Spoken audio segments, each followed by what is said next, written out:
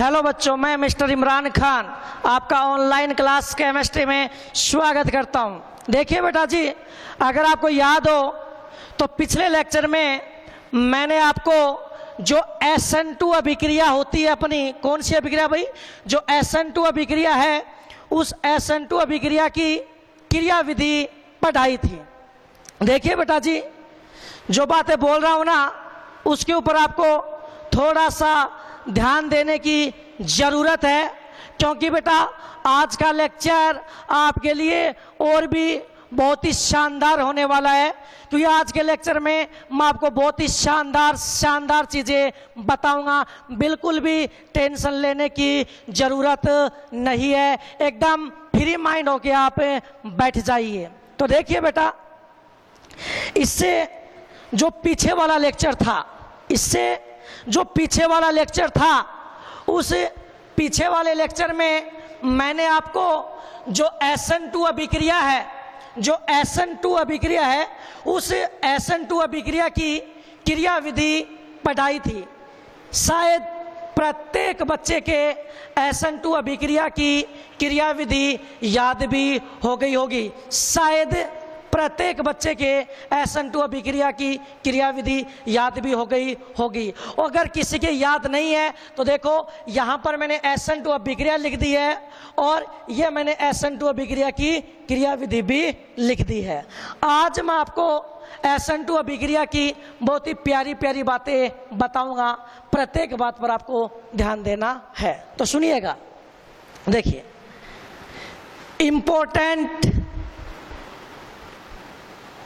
important points of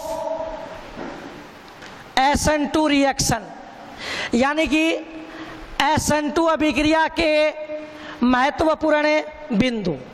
बिल्कुल, आज हम SN2 अभिक्रिया के महत्वपूर्ण बिंदु के बारे में पढ़ते हैं। तो सुनिएगा भाई, पहला पॉइंट, एक बात बताओ बेटा, SN2 अभिक्रिया कितने पदों में संपन्न होती है? वेरी गुड, SN2 अभिक्रिया एक पद में पूर्ण होती है। बिल्कुल, तो पहला पॉइंट यही है, SN2 अभिक्रिया एक ही पद में पूर्ण होती है। चलो दूसरा पॉइंट, एक बात बताओ बेटा, क्या SN2 अभिक्रिया में, क्या कह रहा हूं मैं, क्या SN2 अभिक्रिया में कोई मध्यवर्ती बनता है क्या? नहीं सर, SN2 अभिक्रिया में कोई मध्यवर्ती नहीं बनता, कोई इंटरमीडिएट नहीं बनता। तो दूसरा पॉइंट क्या है? SN2 अभिक्रिया में कोई मध्यवर्ती नहीं बनता, हाँ, लेकिन इसमें एक काल्पनिक संक्रमण अवस्था बनती है। लेकिन SN2 अभिक्रिया में एक काल्पनिक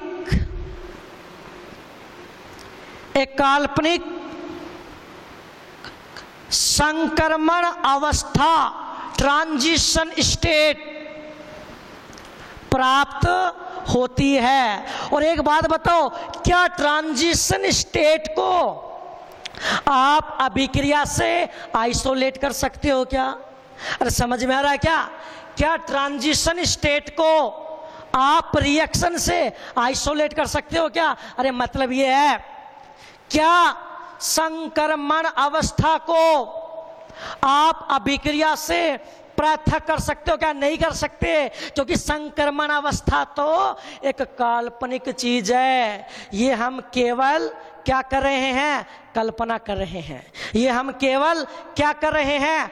कल्पना कर रहे हैं। अरे आगे क्या बात समझ में? अरे भाई आगे क्या बात समझ में? ये तो हम केवल क्या कर रहे हैं कि कल्पना कर रहे हैं। तो दूसरी बात ये थी भाई कि SN2 अभिक्रिया में कोई मध्यवर्ती नहीं बनता, लेकिन SN2 अभिक्रिया में एक काल्पनिक संक्रमण अवस्था प्राप्त होती है। हाँ, इस संक्रमण अवस्था को अभिक्रिया से पृथक नहीं किया जा सकता, अरे आगे क्या बात समझ में कोई दिक्कत है क्या? तो बताओ, पहला पॉइंट याद हो गया क्या? बोलो क्या है? SN2 अभिक्रिया एक ही पद में पूर्ण होती है। दूसरा पॉइंट क्या है? SN2 अभिक्रिया में कोई मध्यवर्ती नहीं बनता, लेकिन SN2 अभिक्रिया में एक काल्पनिक संक्रमण अवस्था प्राप्त होती है, और इस संक्रमण अवस्था को अपन अभिक्रिया से अलग नहीं कर सकते हैं। संक्रमण अवस्था तो काल्पनिक होती है। और आगे क्या बेटा बात समझ में? हाँ, तीसरा पॉइंट, ये सारे पॉइंट मैंने आपको समझा दिए थे भाई, सिर्फ लिखवा रहा हूं। तीसरा पॉइंट बताओ बेटा, SN2 अभिक्रिया में नाभिक स्नेही एल्किल हैलाइड के अणु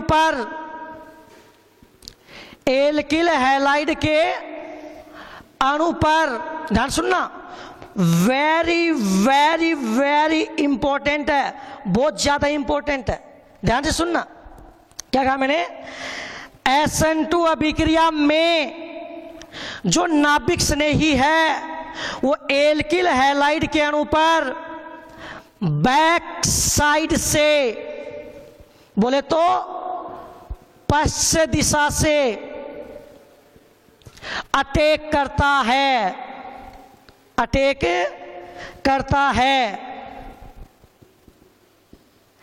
इस अटैक को बैक साइड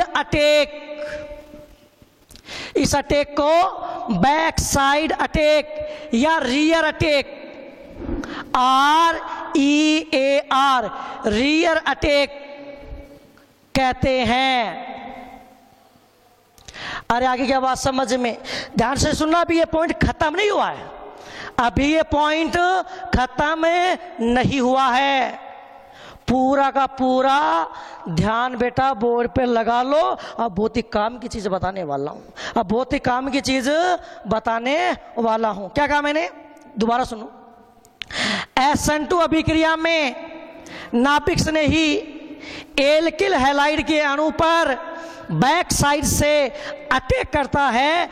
इस अटैक को बैक साइड अटैक या रियर अटैक करते हैं। ठीक, अब इनको मिटा देता हूं, ये तो मैंने पिछले वीडियो में बता दिए थे भैया आपको। ठीक, इसी पॉइंट को आगे कंप्लीट कर रहा हूं। इस बैक साइड अटैक के फलस्वरूप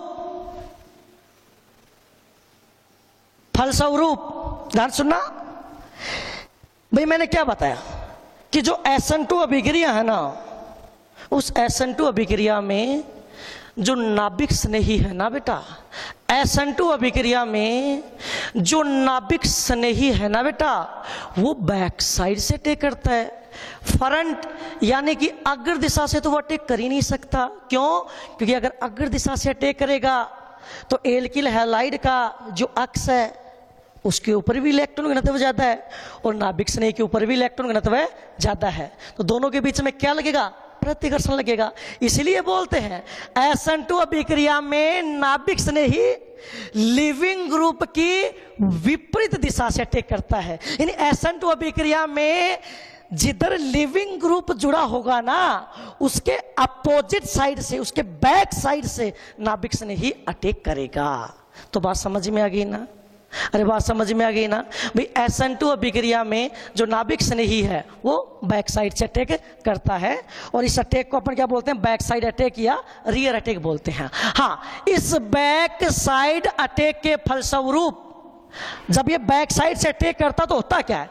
इस बैक साइड अटैक के फलस्वरूप उत्पाद का जो विन्यास है, ये बात आपको आगे मैं चैप्टर पढ़ाऊंगा त्रिविम समावयवता या त्रिविम रसायन, उस चैप्टर में और भी ज्यादा डिटेल में बताऊंगा। लेकिन अभी के लिए तो बेटा ये इतनी बात जो मैं आगे लिखा रहा हूं ना, वो तुम्हें याद करनी ही पड़ेगी। हाँ, जब हम एक चैप्टर स्टार्ट करेंगे त्रिविम रसायन, उसमें मैं इसका पूरा ऑपरेशन कर दूंगा। हालांकि ये बात मैं यहां पर नहीं बताता तो भी कोई फर्क नहीं पड़ता, लेकिन मैं चाहता हूं कि पॉइंट तो कम से कम आपकी याद हो जाए। तो इस बैक साइड अटैक के फलस्वरूप जो उत्पाद का विन्यास है, उत्पाद का जो विन्यास है, वो अभिकारक के विन्यास का, अभिकारक के विन्यास का विपरीत हो जाता है, विपरीत हो जाता है। इसे या इस प्रक्रिया को विन्यास में प्रतिपन, ये एक साइंटिस्ट थे जिन्होंने ये बात बताई थी, वाल्डेन, जिनका नाम क्या था, वाल्डेन। तो इस प्रक्रिया को विन्यास में प्रतिपन या वाल्डेन प्रतिलोमन कहा जाता है। जैसे एक बार थोड़ा सा मैं आपको समझा देता हूं, ये पॉइंट मिटा दूं भाई मैं, ठीक है। ये सिर्फ तीसरा जो पॉइंट है ये मैं रख रहा हूं बेटा। तीसरा पॉइंट मैं चाहूंगा कि प्रत्येक बच्चे के मुंह जुबानी याद हो जाए। क्या है बेटा तीसरा पॉइंट? SN2 अभिक्रिया में नाभिक स्नेही एल्किल हैलाइड के अणु पर बैक साइड से अटैक करता है। इस बैक साइड का जो अटैक होता है, यानी बैक साइड से ये जो अटैक करता है, इस अटैक को बैक साइड अटैक या रियर अटैक कहते हैं। इस बैक साइड अटैक के फलस्वरूप उत्पाद का जो विन्यास है वो अभिकारक के विन्यास का उल्टा हो जाता है। इस प्रक्रिया को विन्यास में प्रतिपन कहते हैं। जैसे फॉर एग्जाम्पल, सिर्फ एक एग्जाम्पल दे रहा हूं, ये एक बार आपको याद नहीं करना, सिर्फ समझा रहा हूं मैं आपको, ठीक है। आप ऐसे मान लो ये कार्बन है, ठीक है, ये कार्बन है। इस कार्बन से एक तो जुड़ा हुआ है A, एक मान लो जुड़ा हुआ है B, और एक मान लो जुड़ा हुआ है यहां पर D, ठीक है। और ऐसे नहीं तो इसको मैं ऐसे लिख देता हूं, जैसे मान लो ये कार्बन है और इस कार्बन पर मैं 4 अलग अलग समूह जोड़ रहा हूं। एक मान लो मैंने A जोड़ दिया, एक मैंने B जोड़ दिया, एक मैंने D जोड़ दिया, और एक मैंने X यहां पर क्या है, लिविंग ग्रुप। X यहां पर क्या है, लिविंग ग्रुप, यानी X यहां पर क्या है, अवशिष्ट समूह। क्या भाई, अवशिष्ट समूह है, ठीक। ये एक ऐसा विकारक है जिसमें लिविंग ग्रुप है, और हम SN2 अभिक्रिया की बात कर रहे हैं। और ऐसा कार्बन, ये बात भी आपको आगे सिखाऊंगा मैं, ऐसा कार्बन जिससे जुड़े हुए चारों समूह अलग अलग हो, ऐसा कार्बन जिससे जुड़े हुए चारों समूह क्या हो, अलग अलग हो, ऐसे कार्बन को किरेल कार्बन कहते हैं। और किरेल कार्बन को स्टार से दिखाया जाता है, इस कार्बन को क्या कहते हैं, किरेल कार्बन कहते हैं। इस कार्बन को क्या कहते हैं, किरेल कार्बन। और ऐसा कंपाउंड, ध्यान से सुनना, ऐसा कंपाउंड जिसमें एक ही किरेल कार्बन होता है, ऐसा कंपाउंड, ऐसा यौगिक जिसमें एक ही किरेल कार्बन होता है, वो यौगिक प्रकाशिक सक्रिय होता है। कैसा होता है, प्रकाशिक सक्रिय होता है। प्रकाशिक सक्रिय वो यौगिक होते हैं जो समतल ध्रुवित प्रकाश को या तो क्लॉकवाइज घुमाते हैं या एंटी क्लॉकवाइज घुमाते हैं। जो क्लॉकवाइज घुमाते हैं उनको D बोल देते हैं, और जो एंटी क्लॉकवाइज घुमाते हैं उनको L बोल देते हैं। मैंने मान लिया ये क्या है, D है। मैंने मान लिया कि ये समतल ध्रुवित प्रकाश को क्लॉकवाइज घुमाता है, ठीक। तो इस तीसरे पॉइंट को एक एग्जांपल से समझा रहा हूं मैंने। तो मैंने एक प्रकाशिक सक्रिय यौगिक ले लिया जिसका विन्यास क्या है, D, ठीक। अब SN2 अभिक्रिया में क्या होता है कि जो नाभिक नहीं है, ये मान लो Nu- है। अब SN2 अभिक्रिया में क्या होता है कि ये जो नाभिक नहीं है, Nu-, SN2 अभिक्रिया में ये जो नाभिक नहीं है, देखिए भाई इधर सुनो, हेलो, SN2 अभिक्रिया में ये जो नाभिक नहीं है NU माइनस, ये इस अभिकारक पर बैक साइड से अटैक करेगा। इस पे क्या है प्लस, इस पे क्या है माइनस। तो अब जैसे ये बैक साइड से इस कार्बन पे अटैक करेगा, यानी आप तो ये याद कर लो SN2 अभिक्रिया में ये जो नाभिक स्नेही है, ये जिधर लिविंग ग्रुप जुड़ा हुआ है, SN2 अभिक्रिया में ये जो नाभिक स्नेही है, ये जिधर लिविंग ग्रुप जुड़ा हुआ है उसकी अपोजिट दिशा से अटैक करेगा। अब जैसे ही अटैक करेगा कार्बन के कितने बंध बन जाएंगे 5। अब कार्बन 5 बंध तो बना नहीं सकता। मैं कौन सी अभिक्रिया करवा रहा हूं भाई, SN2। तो यहां से बाहर कौन निकल जाएगा, X माइनस। यहां से बाहर कौन निकल जाएगा अभी, X माइनस। मैं डायरेक्ट बना रहा हूं, यहां से बाहर कौन निकल जाएगा, X माइनस निकल जाएगा। ठीक, अब बताओ जैसे ये नाभिक स्नेही इस अभिकारक पर बैक साइड से अटैक करेगा, तो ये जो B है, ये जो B है, ये 180 डिग्री घूम जाएगा। तो क्या होगा, प्रोडक्ट क्या बनेगा, C, यहां पे A है, यहां पे क्या है D है, यहां पे कौन जुड़ जाएगा NU, और यहां पर ये जो B है ये कितने डिग्री घूम जाएगा, 180 डिग्री घूम जाएगा। इसका मतलब ये है कि पहले क्या था, प्रकाशिक सक्रिय यौगिक, अब बाद में भी क्या है, प्रकाशिक सक्रिय यौगिक ही है। ठीक है, पहले क्या था, प्रकाशिक सक्रिय यौगिक, जो उत्पाद बना वो भी क्या है, प्रकाशिक सक्रिय यौगिक ही है। लेकिन फर्क इतना होगा कि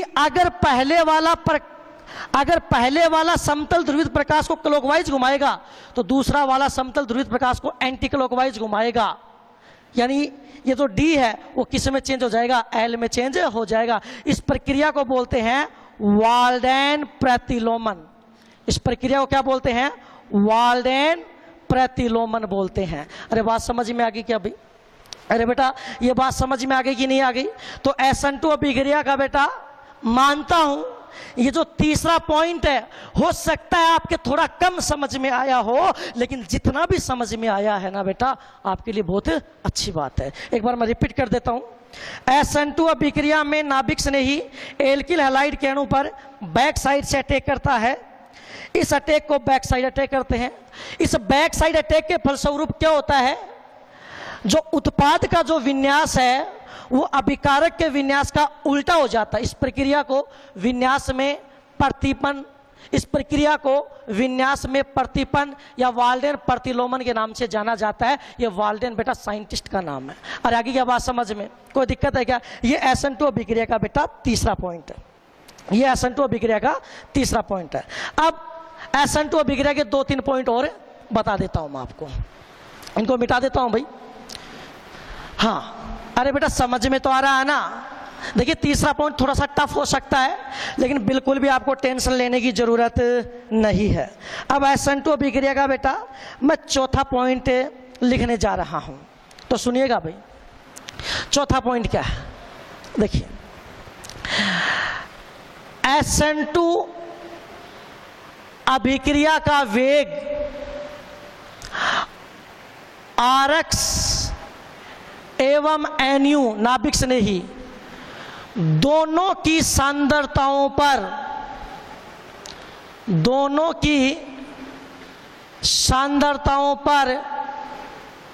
निर्भर करता है। SN2 अभिक्रिया का वेग RX एवं नाभिक स्नेही दोनों की सांद्रताओं पर निर्भर करता है। और आप जानते हो जो R है वो एल्किल हैलाइड की सांद्रता के भी समानुपाती होता है और नाभिक स्नेही की सांद्रता के भी समानुपाती होता है। इसका मतलब ये है, अगर आप एल्किल हैलाइड की सांद्रता बढ़ाओगे तो भी SN2 अभिक्रिया का वेग बढ़ेगा, अगर आप नाभिक स्नेही की सांद्रता बढ़ाओगे तो भी SN2 अभिक्रिया का वेग बढ़ेगा। मान लो आपने नाभिक स्नेही की सांद्रता दुगुनी कर दी तो अभिक्रिया का वेग भी दुगुना हो जाएगा। मान लो आपने एल्किल हैलाइड की सांद्रता को दुगुना कर दिया तो भी अभिक्रिया का वेग दुगुना हो जाएगा। मान लो आपने नाभिक स्नेही की सांद्रता को भी दुगुना कर दिया और एल्किल हैलाइड की सांद्रता को भी दुगुना कर दिया तो SN2 अभिक्रिया का वेग 4 गुना हो जाएगा। ठीक है भाई, अगला पॉइंट, SN2 अभिक्रिया का जो वेग समीकरण होता है वो R बराबर K RX की सांद्रता इंटू NU माइनस की सांद्रता होता है। ठीक है भाई, एक पॉइंट और है भाई, SN2 अभिक्रिया की कोटि 2 यानी द्वितीय कोटि होती है, 2 होती है। अर्थात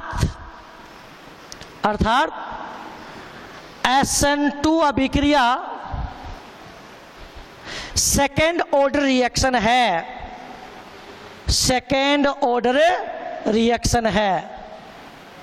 ठीक, हाँ, यदि मैं आपसे कहूं कि SN2 अभिक्रिया की अणुसंख्यता बताओ, अणुसंख्यता बताओ, तो अणुसंख्यता कितनी होगी? 2। क्यों? अणुसंख्यता क्या होती है कि अभिक्रिया का जो वेग निर्धारक पद होता है उसमें कितने अणु भाग ले रहे हैं। हाँ, 1-2 पॉइंट और बताता हूं बेटा, याद कर लेना। 8वां पॉइंट एक ये याद कर लेना, SN1 अभिक्रिया के लिए ध्रुवीय प्रोटिक विलायक चाहिए। SN2 अभिक्रिया ध्रुवीय अप्रोटिक विलायक की उपस्थिति में संपन्न होती है। तो बेटा ये SN2 अभिक्रिया के मैंने आपको पॉइंट बता दिए। अभी SN2 अभिक्रिया कंप्लीट नहीं हुई है, इससे अगला जो लेक्चर होगा ना बेटा, वो SN2 अभिक्रिया को पूरा खोल के रख देगा। तो SN2 अभिक्रिया के पॉइंट याद करने आपको। Thank you very much.